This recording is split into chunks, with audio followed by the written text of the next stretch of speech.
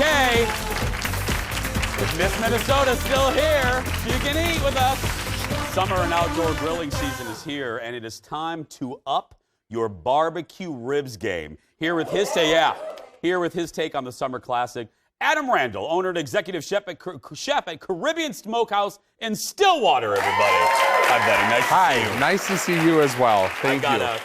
I'll say, I usually try to start an interview with a compliment, and I mean this, and I think I told you this. I went to Adam's place, I don't know, back in February, and then I came on the show and I briefly talked about it. We walked in, we all were unsure. We're like, okay, it's a barbecue rib place in Stillwater. Like, what is this? We walked out, and you are all we talked about all weekend. I'm not kidding. It was one of the best dinners we've had in my little group. So Thank you so much. Thank you. Yeah. Thank you so much. So go in Stillwater. Okay, so how do you, but for people at home, Adam, maybe they're watching on our other affiliates, how do you choose a rib at the store? Sure. It's actually a really good question. So you have to have some marbling. You have to have that lean as well. I have two different kinds of ribs here. Okay. I have baby back ribs. Okay. And we have spare ribs. It's really a preference. It's really what people choose. Baby backs take a little less time to smoke. Okay. So on average, a spare rib or St. Louis style rib takes about 4.5 hours at a steady temperature of about 225, 250. Baby backs take about half the amount of time. Is there a texture difference? There is a little bit of a texture difference. I can't say that I would recognize a flavor difference, really. It's really from the same cut. It's just different sections of the rib. What do you prefer? St. Louis cut. St. Louis which cut, is a challenge because you can't get them in the grocery stores. Oh, okay. Yeah. So that's a big, you have to go to a butcher. A butcher will cut a St. Louis cut rib for you. That's They're okay. a little bigger, they're a little meatier, and they have a little more fat. And in spite of what anyone says, that's exactly right. Fat is flavor, so that's what we're looking for. Okay, so let's mix this up. We've got a pretty good hodgepodge. I'm going to go fairly quickly. Okay. I've got paprika, brown sugar, dried thyme, kosher salt, garlic, cardamom, cinnamon.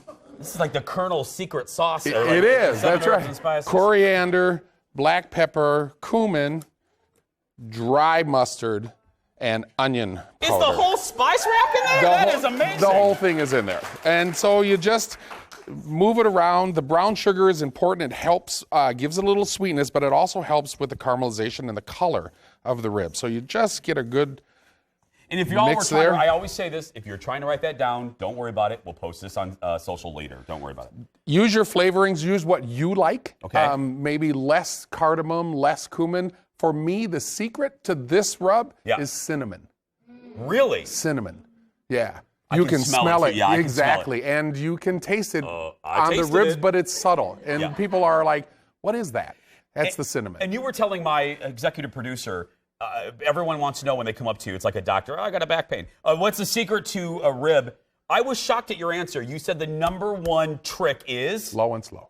Yeah. Yeah. Low and slow. And the rub. The rub. You were saying the rub the rub is by far. You have to have a good rub. You have to fall in love with whatever rub you're going to use. Yes, there are good rubs in the grocery store. Try them. Some are sweeter, some are spicier. It really is about what you prefer. Yeah. However, I say make your own. Make your own. Make your own. Right here, make this one. Brown sugar is important. Dried mustard is important. Those things are generally always in there. Paprika is always in there. Then you play with the other things. So then you put the rub on. We'll do a little bit of that. And I'm going to just rub it. And, you know, it's funny because they call it a rub. I generally do not rub. Some people get in there and massage and do that thing. I do not. But what I do is I'm not going to smoke these until tomorrow. So they need 24 hours. Oh. And so the flavor, the rub is just going to absorb in. So you don't do the, you actually don't rub. I literally do not rub. I put a good generous amount of rub, cover all the surface. It's not necessary to rub the back of the rib. No one eats that. Okay. It's where the bone is. Yeah. Right? So don't waste your spice don't back waste there. Don't waste your spice. Exactly. Now, you said something else that it was, I like a good moment where the audience goes at home watching, oh yeah, I never thought about it that way.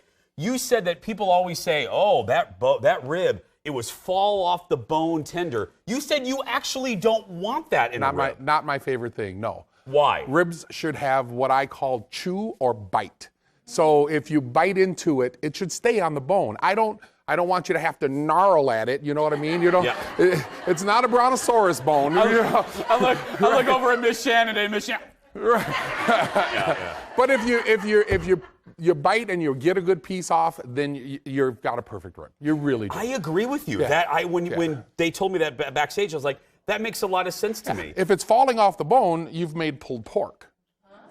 Oh. So that's where you want that really you learned tender. Something today. Yeah. Okay. Okay. Other than that, what's another mistake people make, Chef?